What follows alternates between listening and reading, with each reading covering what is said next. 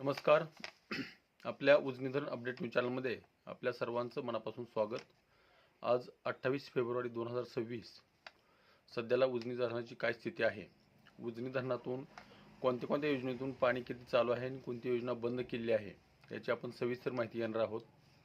सध्याला उजनी धरणाची परिस्थिती बघितली तर एकूण पाणीसाठा जर बघितला तर 98.49 TMC एवढा एकूण पाणीसाठा राहिलेला आहे आणि उपयुक्त पाणीसाठा बघितला तर 34.83 TMC एवढा उपयुक्त पाणीसाठा राहिलेला आहे. टक्केवारीकडे लक्ष दिलं तर एका पाळीमध्ये जवळपास 35% पाणी कमी झालेलं आहे. म्हणजेच आता सध्याला 65.01% उजनी धरण आलेलं आहे. आणि उजनी धरणातून ज्या योजना चालू होत्या त्यापैकी काल कालव्यातून जे पाणी सोडलं जात होतं ते काल 4 वाजता बंद करण्यात आलेलं आहे, पूर्णपणे झिरो करण्यात आलेलं आहे. आणि नदीतून सध्याला पॉवर हाऊसमधून 1600 आणि मेन नदीमध्ये 2400 असं 4000 क्युसेकचा विसर्ग नदीत सध्याला आणखी चालू आहे. सिनामाडा उपसा सिंचनमधून 280 क्युसेक्स, दहेगाव उपसा सिंचनमधून 100 क्युसेक्स आणि बोगद्यामधून 100 क्युसेक्स असा विसर्ग सध्याला चालू आहे. उजनी धरणाच्या पाण्याचे नियोजन करताना उजनी प्रशासन किंवा राज्यशासन चुकताना दिसतंय. धरणग्रस्ताचा विचार न करता आणि पाण्याचं नियोजन न करता उजनीतून पाणी प्रत्येक वेळेस गेले 3-4 वर्ष झालं प्रत्येक वेळेस एका पाळीमध्ये जवळपास 35 ते 40% पाणी संपलेलं दिसतंय. खरं तर मी वारंवार सांगतोय की कालवा सल्लागार समितीची बैठक होणं गरजेचं होतं, पाण्याचं सूक्ष्म नियोजन होणं गरजेचं होतं, परंतु तसं होताना दिसत नाही. आज कालवा बंद केलेला आहे. कदाचित उद्या परवा दिवशी नदीही बंद होईल, परंतु तोपर्यंत उजनी धरण 60% खाली गेलेलं दिसेल. दहेगाव उपसा सिंचन चालू आहे, बोगदा चालू आहे, परत सिनामाडा उपसा सिंचन चालू आहे. ज्या छोट्या छोट्या योजना आहेत ते चालू असणं काळाची गरज आहे, कारण बऱ्याच ठिकाणचे बंधारे भरलेले गेलेले नाहीत. पाणी आपल्या आपल्या सोयीनुसार वळवलं गेलं आहे. बऱ्याच शेतकऱ्याचे फोन आले की आमच्या बंधाऱ्यात पाणी आलंच नाही, सोडलंच नाही.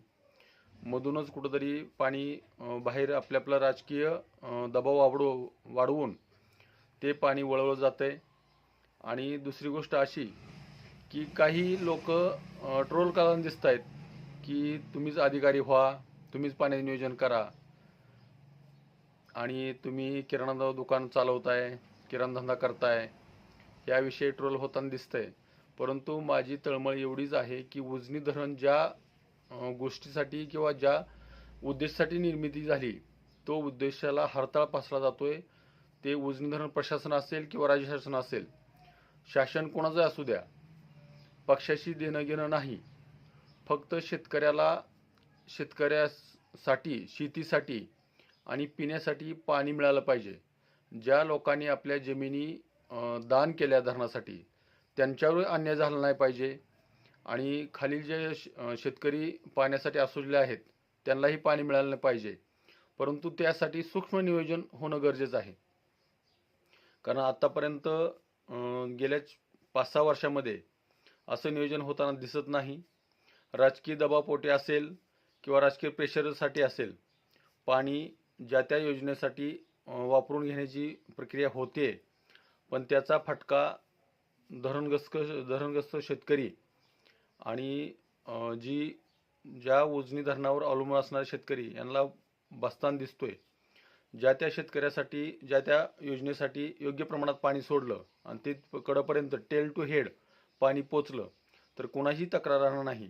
परंतु ह्यामध्ये शेतकऱ्याची चूक आहेच, नाहीच नाही. कारण पाणी परवाना मिळवणं, पाणी परवाना घेणं आणि पाणी मागणी अर्ज करणं हे आपलं काम आहे. कागदोपत्री आपल्याला पाणी लागतंय हे शासनाला, प्रशासनाला दाखवणं गरजेचं आहे.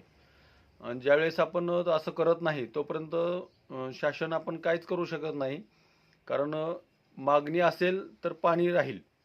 आपण मागणीच करत नाही, पाणी परवाना रिन्यू करत नाही, परत पाणी मागणी अर्ज करत नाही, आपल्याला पाणी किती लागतं हे सांगत नाही. त्यामुळं उजनी प्रशासन जे पाणी शिल्लक आहे त्याची विल्हेवाट लावण्याची सोय त्यांच्या परीनं करताना दिसते. त्यांचा दोष 50% असला तरी आपलाही दोष 50% आहेच. शेतकऱ्यांनी जागृत होणं गरजेचं आहे. प्रत्येक शेतकऱ्यांनी पाणीपट्टी भरणं आणि पाणी मागणी अर्ज भरणं हे गरजेचं आहे. त्याशिवाय आपल्याला पाणी लागतं हे कागदोपत्री त्यांना कळणार नाही. जोपर्यंत त्यांना हे कळत नाही तोपर्यंत ते काहीच करू शकत नाहीत. कागदोपत्री पाणी शिल्लक दिसलं की ती पाणी वळवण्याची प्रक्रिया ते करतातच. त्यामुळं अशाच उजनीच्या ताज्या घडामोडीसाठी, ताज्या अपडेटसाठी आपल्या उजनी धरण अपडेट न्यूज चॅनलला लाईक करा, सबस्क्राईब करा, शेअर करा. उजनी धरण अपडेटसाठी बेंबळेहून सिद्धेश्वर शिंदे. धन्यवाद.